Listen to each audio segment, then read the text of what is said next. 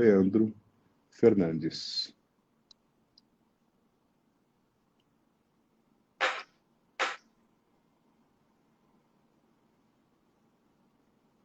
Olá, Domingos, seja muito bem-vindo. Olá, boa noite. Boa noite. Tranquilo, tudo bom? Tranquilo, Boa noite a tudo. todos.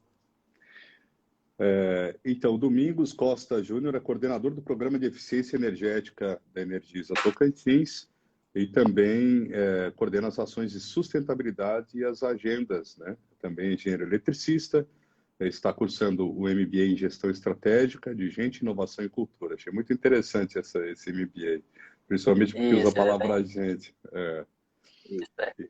isso, Seja bem-vindo, Domingos. Enquanto os outros entrevistados não aparecem, eu gostaria que você explicasse um pouco dessa questão do conceito de eficiência energética. Como é que a gente trabalha esse conceito? O que significa uma eficiência energética?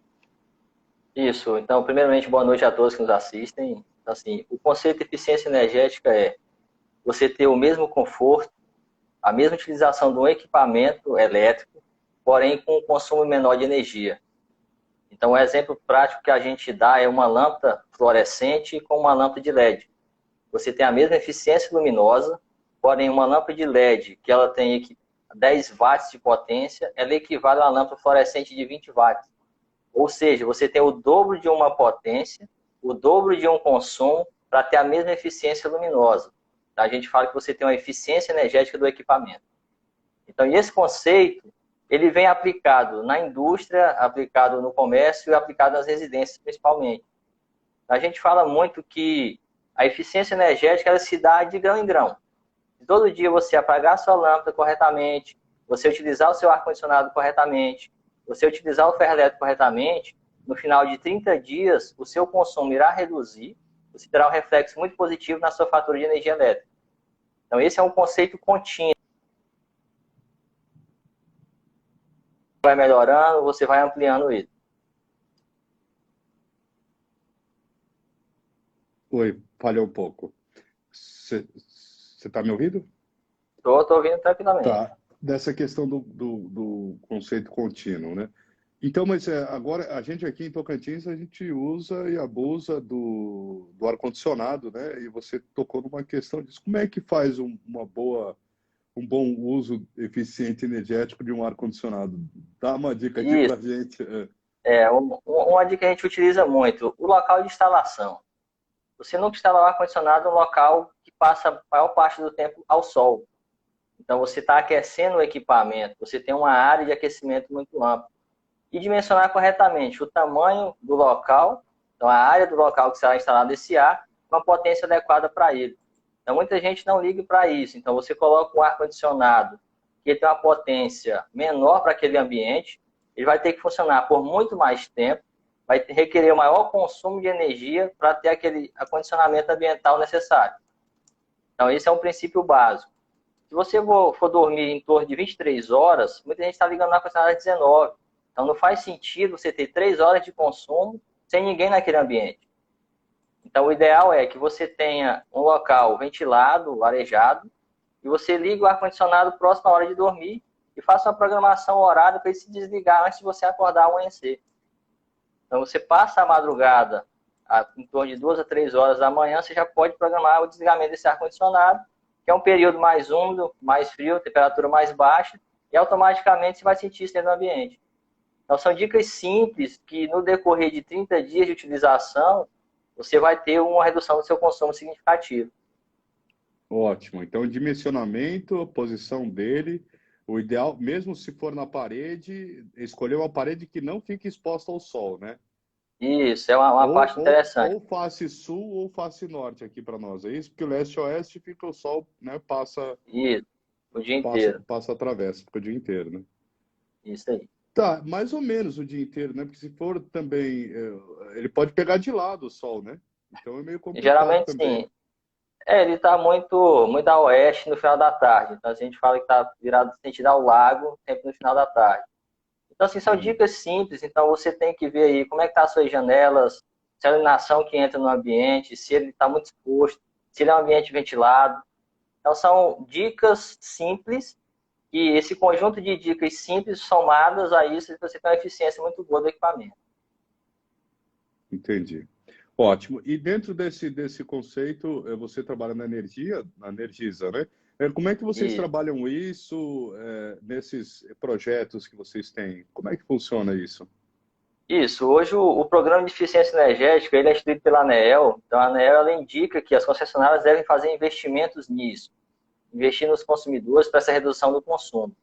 Então, hoje a gente chega em alguns ambientes que você tem aquele equipamento antigo, de janela, aquele quadrado. Então, você traz para o equipamento split ou um split inverter, equipamento da tecnologia melhor, você tem uma produção de gás muito maior, você resfria o ambiente com um menor tempo comparado a esse de janela. Então, um exemplo prático é o tempo de funcionamento. Então, você tem um funcionamento de 3 a 4 horas, comparado com o equipamento do passado que funcionava por 12 horas. Você teria 12 horas de consumo para manter aquele local refrigerado. Entendi. Não, beleza. Mas, e tá, você está sugerindo para as pessoas trocarem. A Energisa não troca o ar-condicionado. Hoje, o programa em si, ele tem uma chamada pública de projetos. Então, a gente fazemos um chamamento público. Então, no chamamento público, o cliente ele apresenta essa opção, onde ele tem equipamentos antigos, descontinuados, e o programa ele faz a substituição desse equipamento. Então, a gente chega, recolhe aquele equipamento ineficiente, faz o descarte correto, ambientalmente correto dele, e entregamos um equipamento novo.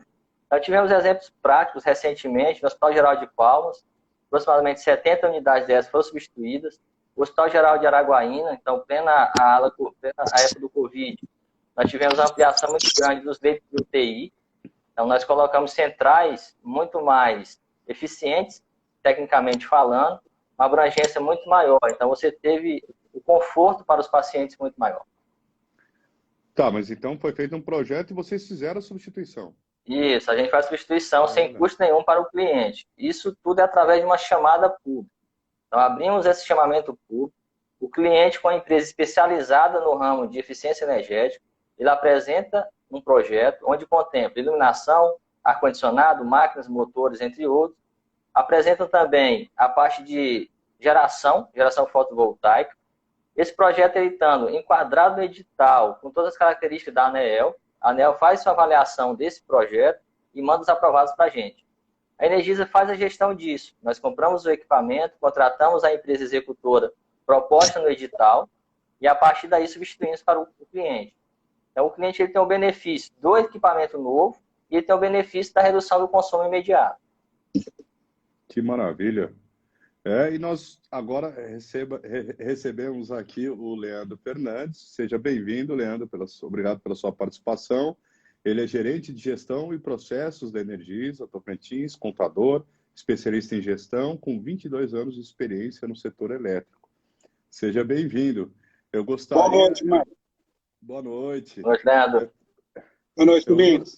Eu gostaria que você contasse um pouco desse seu trabalho, desses processos aqui no Tocantins, o que abrange e o que a gente pode atrelar à questão da temática do programa, que é a eficiência energética. Bom, vamos lá. Primeiro, agradecer a participação, tá? A Energisa Tocantins, ela entende que o papel dela vai além de distribuir energia. A gente tem aí também como papel desenvolver a comunidade onde a gente atua, né? Por isso a gente tem várias frentes sociais, ambientais, onde nós atuamos.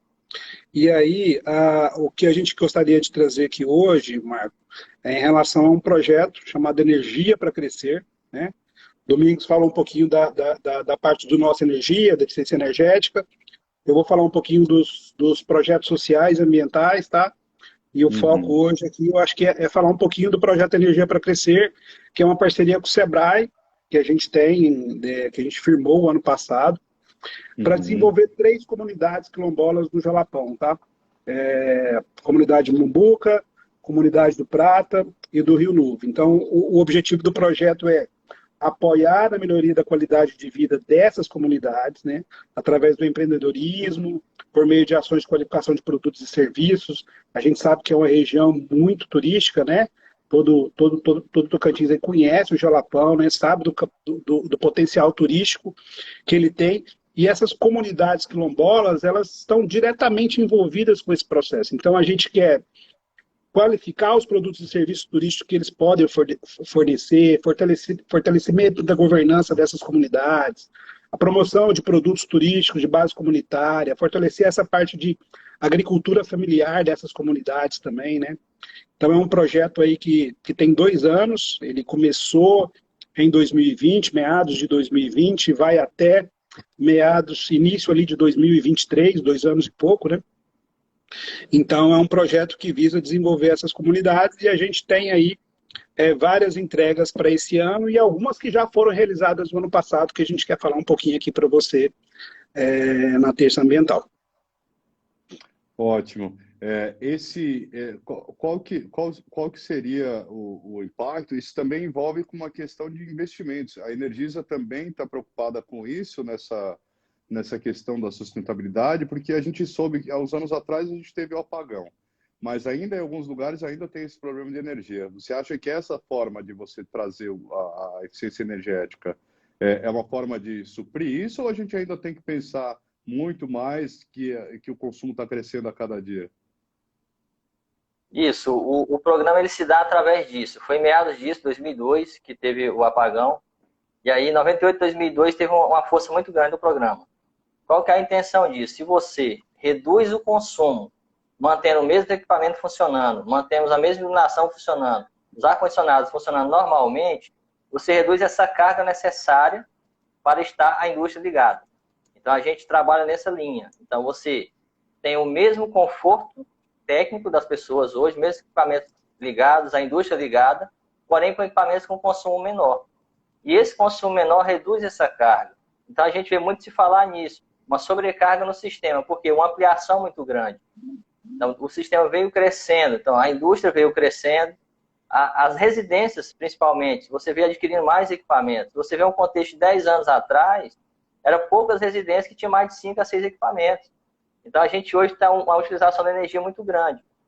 Então, basicamente, no seu escritório, eu creio que você está aí com um computador, já um celular carregando, um smartwatch, alguma coisa do tipo. Então, assim, cada residência, cada morador, cada cliente, ele aumentou esse consumo. Então, a gente trabalhando essa redução de consumo, um consumo consciente, você mantém a mesma estrutura técnica que nós temos hoje, porém com ampliações do sistema elétrico que está acontecendo hoje, essa entrada de novas fontes de energia, você tem energia eólica, energia solar, que está ampliando isso, porém a nossa matriz energética hoje, ela inteira é hídrica, então a maior concentração dela são usinas hidrelétricas. Porém, você não se vê falar em novas usinas hidrelétricas, devido ao impacto ambiental, impacto social, entre outros.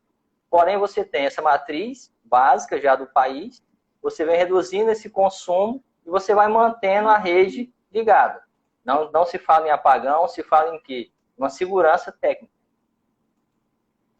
Entendi. Olha, eu acabei de conversar aqui com o Érico Veríssimo, ele está com um problema na internet dele lá, ele falou que ele não conseguiu entrar na live aqui, infelizmente, mas ele fez uma pergunta aqui, pediu para eu perguntar a vocês quais são os programas, ou se vocês têm algum projeto atrelado à questão dos povos indígenas, que vocês falaram da questão dos povos quilombolas, né? Pelo menos desses 3 territórios quilombolas, e a gente queria saber, porque eu fui em algumas aldeias, a gente gravou um documentário aqui, a RACA Comunicações, que é a empresa da Gazeta do Cerrado, né? A gente gravou e fomos nas aldeias, a maioria delas tem energia, né? Como é que funciona? Tem algum projeto específico para os povos indígenas aqui do Tocantins? Hoje agrega, no programa de eficiência energética, a gente tem um projeto chamado Nossa Energia, que ele visa o público residencial de baixa renda, que são cadastrados na tarifa social. Ele tem uma abertura para o público indígena e tem uma abertura para o público quilombola. Então, esse cliente, com esse perfil, ele tem que ir no seu órgão de destino. Para o cliente residencial baixa renda, é o CRAS. Para o pessoal do quilombola, é a Fundação Palmares. E para os indígenas, é através da FUNAI. Então, ele tem um documento que habilita ele a se tornar indígena, se tornar quilombola e a se tornar baixa renda. A partir daí, ele procura uma agência nossa para quilombolas e indígenas. Ele faz o cadastramento na tarifa social de energia. A tarifa social de energia, ela te dá um desconto, que ele vai de 0% a 65%, de acordo com a sua faixa de consumo.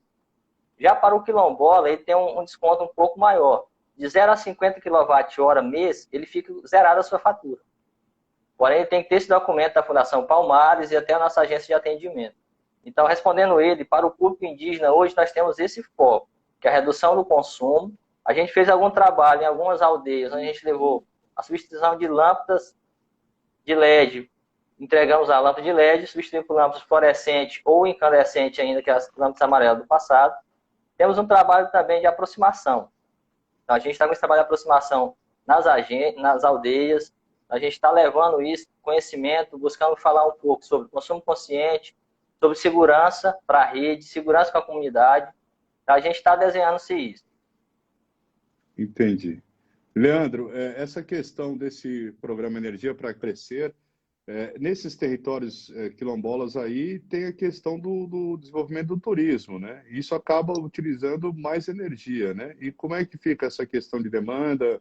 Se a pessoa quiser ligar, por exemplo, um forno elétrico ou ar-condicionado, se começar a pensar em receber turistas para dormir, que alguns turistas pedem o ar, né? Como é que fica esse dimensionamento? Como é que fica esse projeto envolvendo essas novas demandas do turismo? Primeiro, o projeto, ele tem o objetivo também de a gente melhorar a infraestrutura do fornecimento de energia para essas comunidades, né? A gente fez alguns investimentos durante os últimos anos na região do Jalapão. Hoje a gente tem uma qualidade de fornecimento bem confiável lá na região. E o projeto ele vai ampliar essa qualidade através da melhoria da infraestrutura para essas comunidades. Então, o primeiro ponto que a gente vai garantir ali energia de qualidade para que essas comunidades, né, recebam os turistas, né, tenham a oportunidade de desenvolver, vender serviços, aí, como você citou, desde hospedagem, desde de alimentação e dos próprios pontos turísticos. E a gente também faz esse trabalho do próprio Nossa Energia lá com eles, desde o cadastro de tarifa para quilombolas, que tem tarifa diferenciada, conforme o Domingos falou, e tarifa também de baixa renda para que essas comunidades tenham uma tarifa mais barata, né, de energia, né? Então a gente olha para a infraestrutura, para a qualidade de fornecimento, olha para a questão da tarifa para que não onere tanto para eles, lógico, né, através desses benefícios de quilombola e baixa renda, e olha para a parte de desenvolvimento, né, que vai desde o empreendedorismo, com consultorias individuais para cada empreendimento turístico, para cada mercado, para cada associação que tem lá vendendo o capim dourado, que tem vendendo a rapadura. Então a gente está trabalhando com a parte de assessoria para essas unidades, para que elas possam oferecer um serviço de maior qualidade, para que possam diversificar os produtos que eles têm a oferecer para os turistas, para que eles possam aí, desenvolver uma renda melhor, né? Uma qualidade de vida melhor para a comunidade. Então o projeto tem esse sentido, tá? A gente olha, no projeto a gente começou o ano passado fazendo um pouco do resgate cultural dessas comunidades. A gente também não quer só chegar lá e desenvolver empreendedorismo, a gente quer resgatar a cultura, desenvolver empreendedorismo, implementação de agricultura familiar. Então o projeto ele olha para todas essas vertentes aí nessas comunidades, tá? Mas olha como, ele ajuda a dimensionar o projeto ou custeia isso? Como é que funciona? A parte de infraestrutura é a própria Energisa que leva, né? A parte de desenvolvimento do empreendedorismo é o projeto que leva. O Sebrae e a Energisa leva os consultores lá para desenvolver essas comunidades, tá? Então, toda a parte de desenvolvimento, desde a implementação, por exemplo, de uma horta nas comunidades, é toda desenvolvida e entregue no projeto. Nesses Tá, 2 anos... Mas então vocês fazem a visita, daí a comunidade fala, nós precisamos aqui melhorar a nossa horta, ou nós precisamos aqui melhorar a iluminação, essas coisas, né? Até poste de luz vocês põem lá, porque eu acho que tinha alguma iluminação, né? O primeiro passo... Faz tempo que eu não vou lá. O primeiro passo do projeto é o diagnóstico. O primeiro passo do projeto foi o diagnóstico. O diagnóstico consiste em quê? Em ouvir a comunidade. O que a comunidade quer? O que ela precisa desenvolver? Qual a expectativa da comunidade? A gente primeiro ouve a comunidade. A partir desse diagnóstico, a gente elaborou uma série de ações para entregar no decorrer desses anos, entendeu, Marco? Entendi. Então, a gente ouviu primeiro a comunidade. Aí, pegando já esse que você perguntou anteriormente sobre demanda, sobre crescimento, então teve-se realmente um trabalho de investimento que a Energisa fez nos últimos 4 anos, não só Mateiros e São Félix, mas no entorno. Então, a gente fala de Ponte Alta, Lizarda, Lagoa do Tocantins. Fizemos a construção de duas SEs a diesel lá. Então, assim, hoje você tem um grupo de gerador dentro de Mateiros e dentro de São Félix, coisa que no passado ficavam-se 24 horas sem energia, hoje não se fica mais. Então, a gente consegue fazer isso. Então, tem-se essa ampliação de rede, sim, construção de novos alimentadores. Então, no Mumbu, para você ampliar a iluminação, você tem que ter uma rede existente. Então, foi feito isso, uma energização do local, está previsto para esse ano. Energização no Rio Novo, energização no Prata, energização no Carrapato, que é entre o Mumbuca e o Prata. Então, a intenção é que, além da parte social, da sustentabilidade, a gente leva também essa robustez da rede elétrica, onde a gente vai proporcionar isso. Um novo empreendimento, um novo supermercado, uma loja, um borracheiro, entre outros, uma pousada que está muito crescente lá. Então, essa é a preocupação da Energisa, esse investimento regionalizado. Que ótimo. E para as comunidades indígenas, vocês também já começaram a fazer algum tipo de atividade nesse momento, de projetos nesse sentido também? Isso, para comunidades indígenas está mapeado e está em início, chama-se Luz para a Amazônia, mais Luz para a Amazônia, são um projeto que está sendo visitado, locais onde você tem dificuldade de acesso para levar uma rede elétrica.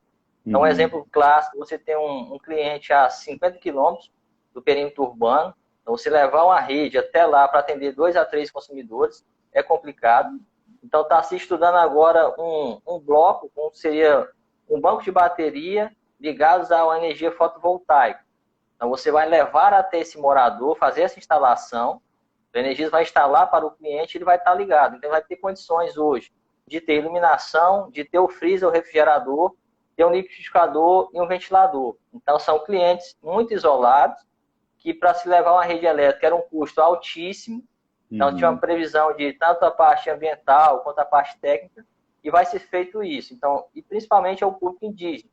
Ali na região de Itacajá, onde a gente tem a Craolândia, que é uma região muito, muito vasta dos públicos indígenas, a intenção é essa. Então, está sendo um mapeamento para 2 anos, está tendo isso, esse mapeamento, faz esse diagnóstico, faz essa compra do material, contratação, entre outros, a logística como um todo, mas voltado para esse público indígena. Interessante.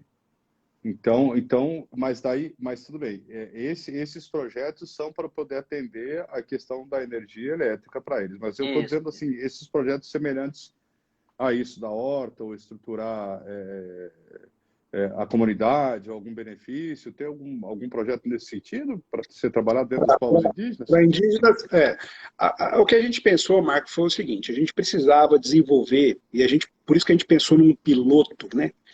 Para desenvolver em 3 comunidades quilombolas, né? A gente sabe que tem várias outras comunidades quilombolas e outras comunidades indígenas também que podem receber um projeto como esse. Então, a gente pensou inicialmente num piloto para que a gente possa, no futuro, ampliar essa atuação, entendeu? Hoje, o piloto para essas 3 comunidades, mas trazendo os ganhos do projeto, a gente conseguindo implementar um projeto bacana que traga essa sustentabilidade para as comunidades, aí ele está apto para avançar para outras comunidades quilombolas, comunidades indígenas de todo o estado do Tocantins, tá bom? Ótimo. O bom é que há luz no fim do túnel, né? Mas maravilha. O Antônio, quando eu tive nessas comunidades, às vezes eu sentia falta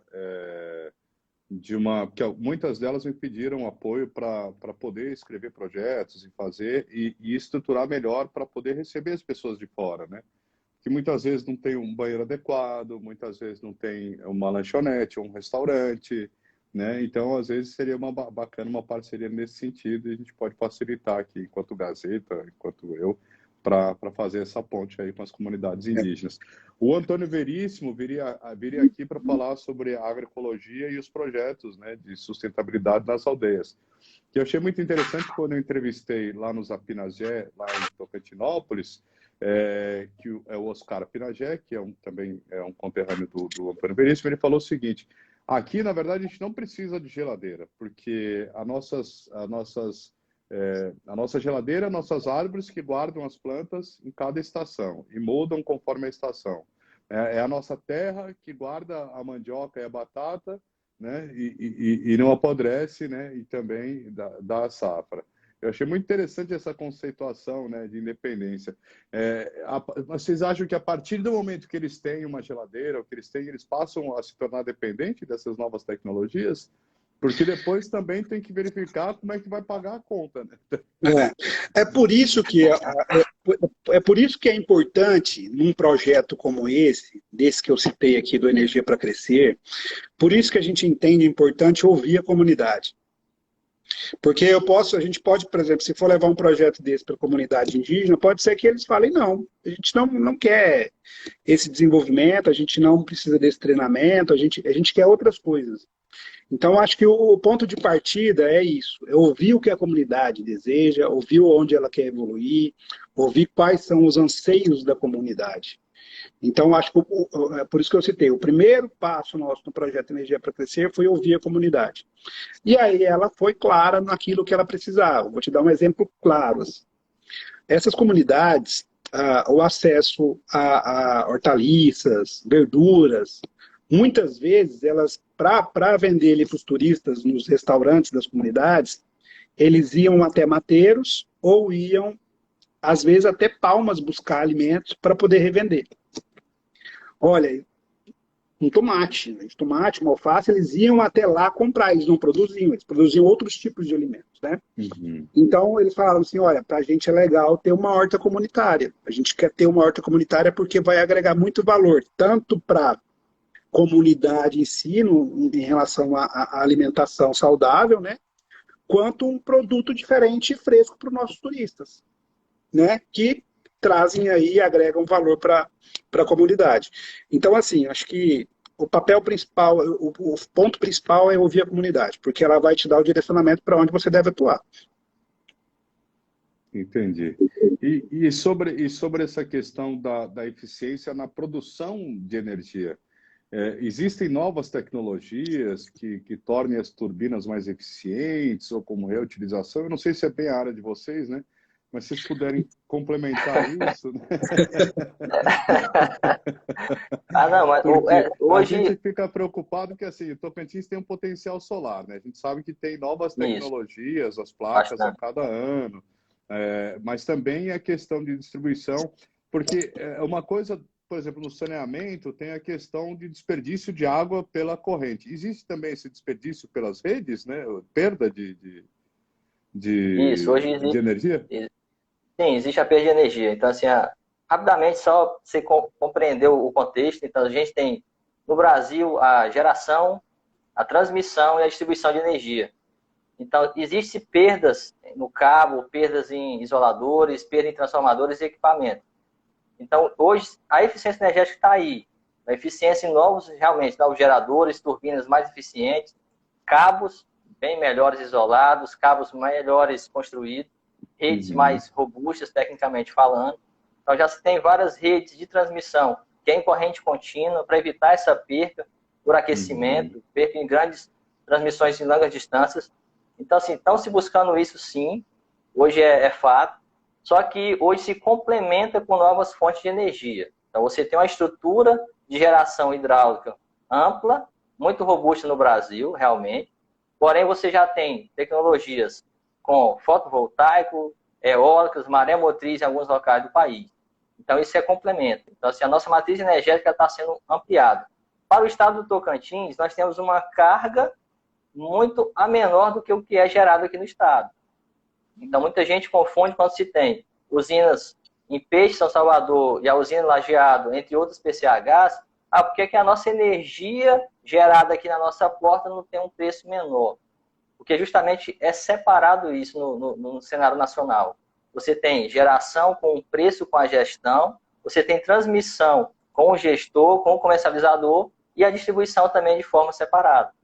Então, isso tudo através de equipamentos se mede isso. Então, assim, hoje no Tocantins, a gente tem uma estrutura de consumo abaixo do que se é produzido, sim. Então, a tendência é essa, que a gente melhore isso, essa eficiência da geração a nossa eficiência do nosso consumo. Então, quanto menos eu consumir com a mesma qualidade que eu tenho hoje, eu vou estar com o estado realmente 100% tranquilo. Eu entendo, porque aqui tem uma outra questão, a densidade demográfica é muito baixa, né? Então, para você também manter uma estrutura dessa, com uma população pequena, considerada aos outros estados, também pode agregar um custo muito maior, né, de distribuição de energia. Isso acontece? Vocês têm esse cálculo? Ah, aqui é mais caro produzir ou distribuir do que nos outros estados? Porque a Energisa está em vários estados, não é isso? Existe alguma comparação nesse sentido? Isso, é o custo modular, é o que você acabou de explicar. Então, você tem uma distribuição de energia por perímetro. Então, a gente está falando que no nosso estado hoje, 90% das redes são rurais, são de longas distâncias. Então, a densidade demográfica hoje, comparada à capital, você tem 300 mil habitantes na capital. Porém, você tem 300 mil habitantes num bairro na capital, como São Paulo e Rio de Janeiro.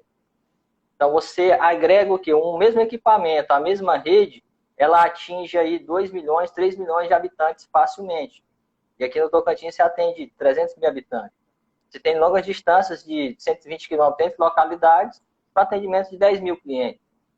Então, esse investimento que a Energisa Tocantins faz, ele tem um custo modular disso, que a ANEEL revisa isso, então tem-se isso, investimento com retorno, porém quanto maior o número de consumidores locais próximos às subestações, próximo à geração, sim, esse custo vai reduzir. Entendi. Leandro, desse programa piloto que vocês estão fazendo nas comunidades, começou quando e vocês já têm algum dado, algum resultado para poder a gente comentar aqui? Bom, a gente começou, tivemos lá em junho de 2021, né? Assinamos lá o termo de cooperação junto com o Sebrae na comunidade e já entregamos algumas das atividades previstas no projeto, né? A gente tem, como eu disse, uma das vertentes é o resgate da cultura quilombola, né? Na comunidade do Mumbuca, a gente teve a oportunidade esse ano, em setembro, de fortalecer e resgatar a cultura da festa da colheita, aonde a gente proporcionou ali, junto com a comunidade, o resgate da cultura do Dona Miúda, que foi uma precursora do capim dourado na região do Jalapão, né? Uhum. Então, uma das entregas do projeto é essa, resgatar essa cultura da comunidade, né, para que ela não se perca. Então, a gente teve ali teatro sendo desenvolvido com a própria comunidade, né, desfile das peças novas, dos capim dourados, né, teve várias ações ali para fortalecer e resgatar a cultura da comunidade. Então, uma das vertentes foi essa, e uma das entregas do projeto foi essa. A gente já iniciou duas frentes também que serão entregues agora, provavelmente em março, que são a frente do levantamento de cada uma dos comércios, né, das associações das comunidades, mapeando o que essas comunidades precisam, tentando identificar o que cada comerciante precisa, para a gente fazer ali uma assistência para esses comerciantes. E a gente está em fase final de entregar a horta e o tanque de piscicultura para essas três comunidades também. Uma horta comunitária e o tanque de piscicultura em cada comunidade. Então ele está a pleno vapor, já está na fase final, e agora em março a gente vai fazer essa entrega lá nessas três comunidades, já entregas aí relevantes do projeto. Ótimo. Como é que vocês veem essa questão agora dessa questão da tarifa extra versus o poder aquisitivo que reduziu? Vocês acham que agora, dentro dos critérios da tarifa social, ela atende isso? E as pessoas de média renda? Porque esse é um problema também, porque as baixas ainda têm esse excesso, né? E as pessoas de média renda, que às vezes se esforçam ali para manter as contas em dia, ganham um pouquinho melhor, né? Tem algum sistema de dicas ou é realmente trabalhar aqui com essa troca da lâmpada, o uso racional do ar-condicionado? Quais as dicas que a gente pode dar para essa população para reduzir custo, né, e não depender tanto da questão da energia ou tentar fazer uma forma mais eficiente de trabalhar isso? Hoje, basicamente, é o que a gente trabalha, essa conscientização do consumo. Então, primeiramente, o que o pessoal tem que entender é a minha iluminação, toda a base é em LED, eu ainda tenho fluorescente ou incandescente, que tem um consumo muito elevado. Meu ar-condicionado, então, assim, os locais, durante o dia, eu tenho um local que tem uma visibilidade do sol, eu não preciso ligar uma lâmpada, então, assim, abrir as janelas, deixar a luz solar entrar. O refrigerador, eu estou abrindo o refrigerador com frequência. Na hora de passar roupa, eu estou passando roupa todos os dias. O chuveiro elétrico, mesmo que aqui tenha uma temperatura muito alta, muita gente não utiliza o chuveiro elétrico. Como está sendo a utilização desse equipamento? As minhas instalações elétricas, elas estão muito antigas, eu gero um curto-circuito interno. O que está acontecendo internamente? Então, a gente não se preocupa muito com esses detalhes. Então, você está acostumado com aquela tomada que está com a fagulha, um faiscamento, está com um pequeno curto-circuito, ali gera um consumo. Equipamento no stand-by, então, assim, muita gente já deixa a TV no stand-by. Vários equipamentos da mesma tomada, isso é muito comum. Você já vai colocando um T sobre o outro, muita gente conhece um Benjamin. Então, você vai sobrepondo equipamentos, vai aquecendo aquela tomada, vai aumentando o seu consumo. Então, para esse público... Mas peraí, você pôr vários equipamentos nesse T, nesse Benjamin, ele aumenta o consumo? Ele faz aumentar o consumo? Faz porque você tem um aquecimento naquele equipamento. Então, você está aí com a sobrecarga naquele local. Então, o que gera uma perda de energia é calor. Então, muito calor. Por quê? Você tem o dimensionamento de um equipamento para passar X corrente, X tensão.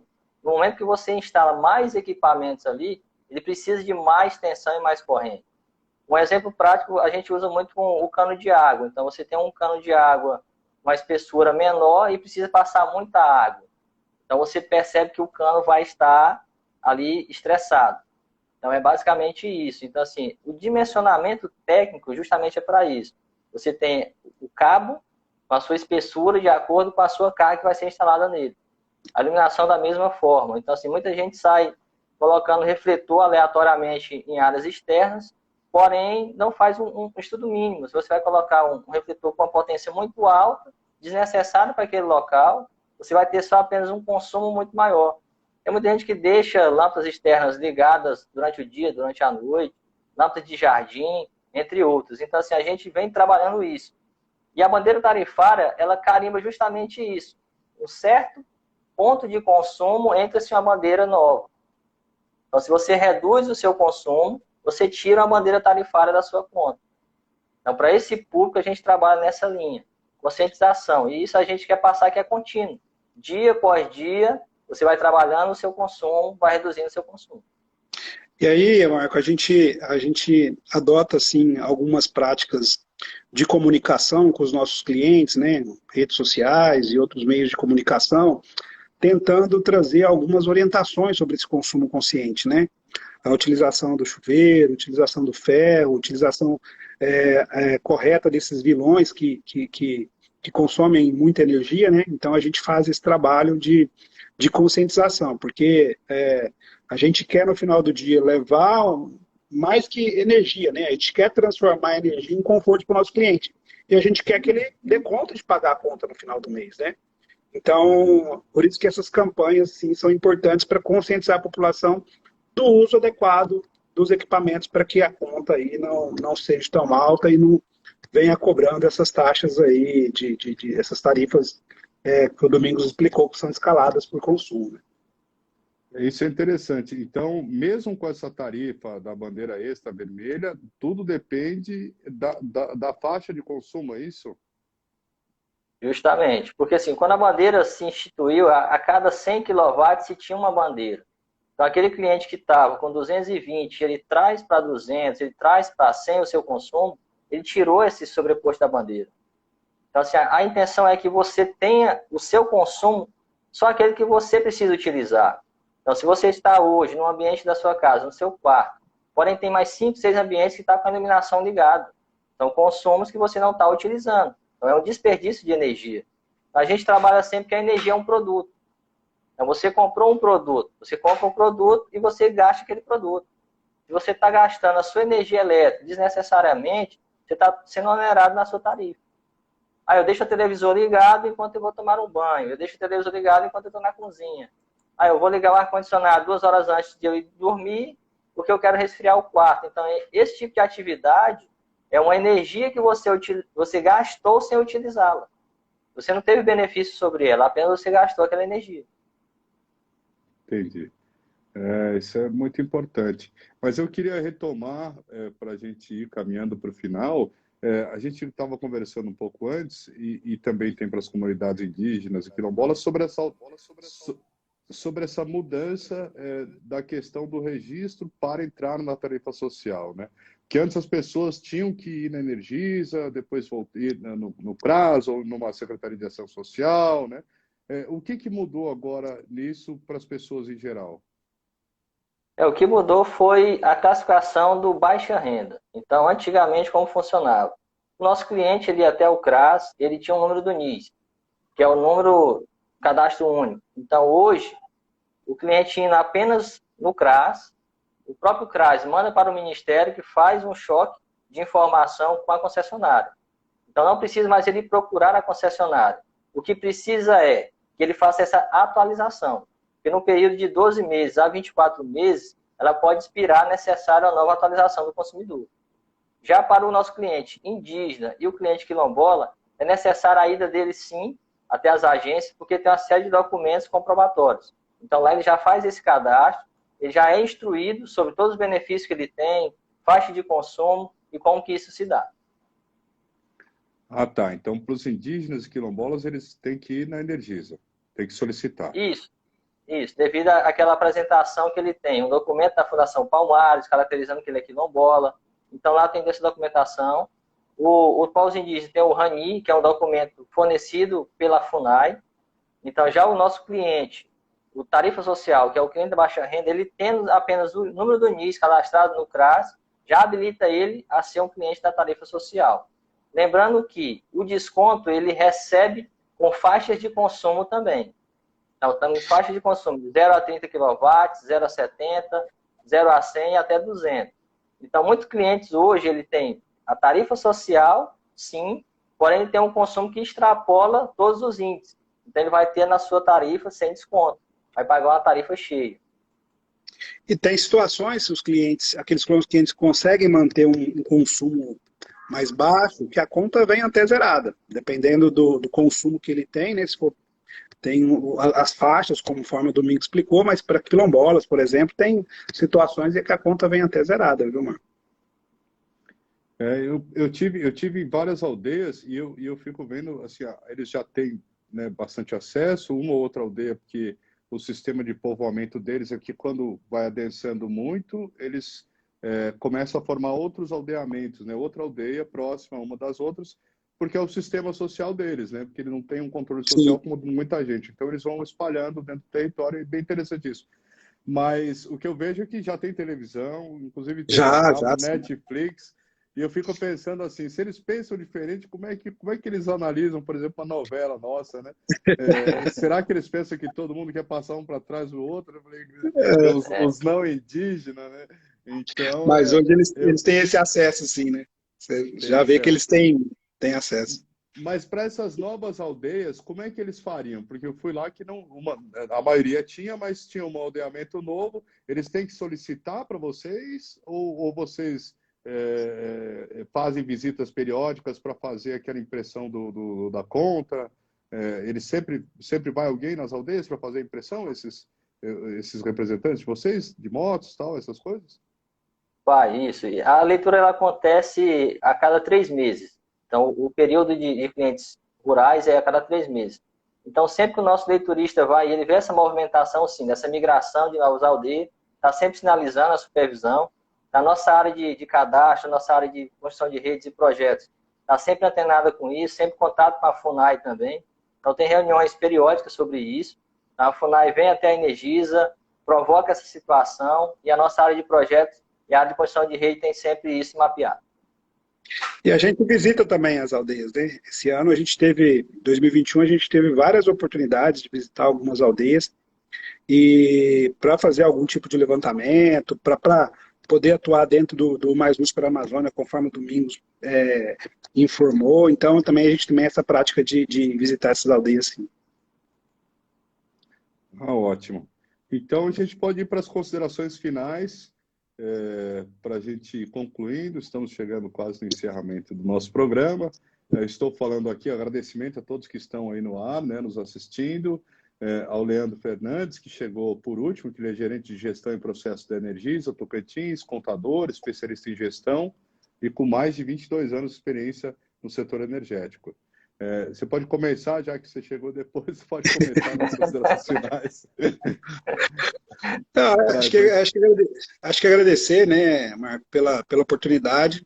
Como eu disse, essa pauta ESG, essa pauta de sustentabilidade é algo que enche muitos olhos da Energisa Tocantins. A gente tem atuado em várias frentes dentro dessa temática, né, desenvolvendo projetos de voluntários, como o projeto Lago Limpo, que a gente teve o ano passado aqui em Palmas, fazendo o recolhimento de lixo ali no entorno do lago, o projeto Amigos do Rio, em Peixe, com o mesmo objetivo, né, de fazer a limpeza ali das margens do Rio Tocantins. A gente também atua junto com o Comitê do Fogo, com ações para ampliar essas atividades do Comitê do Fogo, com foco na redução das queimadas, né? E Projeto Energia para Crescer, que eu citei aqui, parcerias com a PAI e com outras,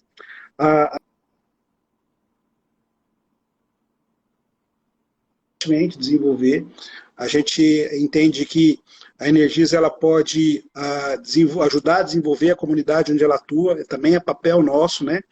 E o que eu disse, né? A gente quer não só distribuir energia, mas também participar do desenvolvimento da comunidade onde a gente atua, tá? Então, obrigado aí pela oportunidade.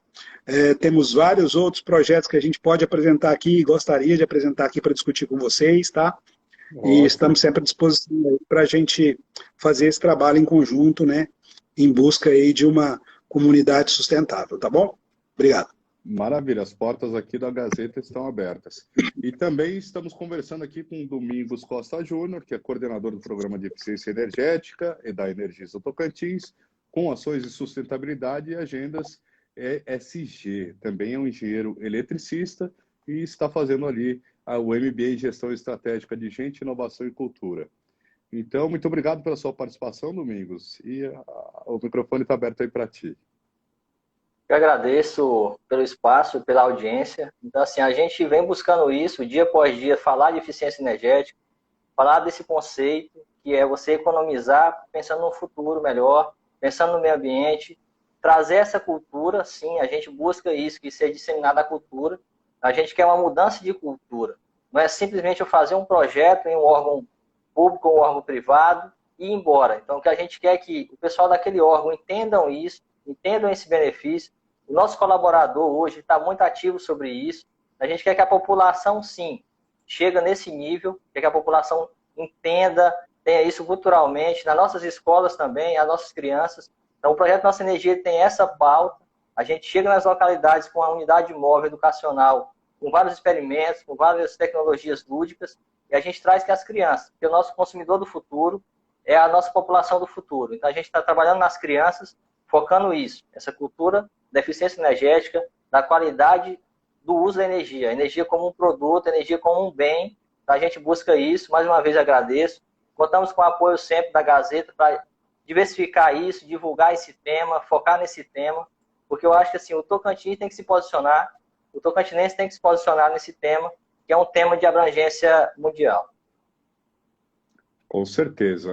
Essa questão da energia é uma coisa que impacta ainda, impacta e vai continuar impactando, porque a população cresce, os equipamentos eletrônicos ficam mais acessíveis, né? E são montadas novas casas, né, para as pessoas que vão saindo das suas famílias e vindo ao aumento de consumo consequentemente, né? Também é uma preocupação até sobre a estrutura e planejamento das matrizes energéticas aqui no Brasil, né? Não só no Brasil, mas no resto do mundo, né? Então, a gente vai sim voltar a falar. Esses outros projetos também nos interessam a gente abordar aqui nas próximas edições da Terça Ambiental. E na semana que vem nós temos uma pauta, já convido vocês a nos assistirem, que é a pauta do pagamento por serviços ambientais. É uma lei que está sendo proposta pela Secretaria do Meio Ambiente aqui do Estado, para que seja implementado aqui, para que as pessoas consigam ter remuneração preservando as áreas verdes, o cerrado ou as matas ciliares, ou então criarem corredores ecológicos de interligação entre uma mata e outra, numa reserva legal e outra das próprias propriedades rurais, e também, se der certo, vai inclusive o autor da lei federal, que é o ex-deputado Arnaldo Jordi, do Pará, que ele também fez e conseguiu, junto com o deputado Rubens Bueno, do Paraná, emplacarem a lei de pagamento por serviços ambientais, que foi sancionada pelo presidente da República o ano passado, e que já está em vigor. E o Divaldo Rezende também, que foi o ex-secretário, que também é um especialista nesse assunto de pagamento por terceiro setor, e a secretária Miyuki também, de meio ambiente, para vir falar. Então, vocês estão convidados a nos prestigiarem na semana que vem. Eu agradeço vocês que estão na escuta também, acompanhem toda terça-feira, às 19 horas, aqui na Gazeta do Cerrado, a live ambiental. Semana que vem a gente quer ver se consegue fazer já pelo YouTube, para poder ampliar e permitir novas ferramentas aqui para que todos fiquem acessando de uma forma melhor. Então, muito obrigado de novo, Leandro, Domingos, pela participação de vocês. Um abraço e até a próxima. Obrigado, valeu. Um abraço. Um abraço.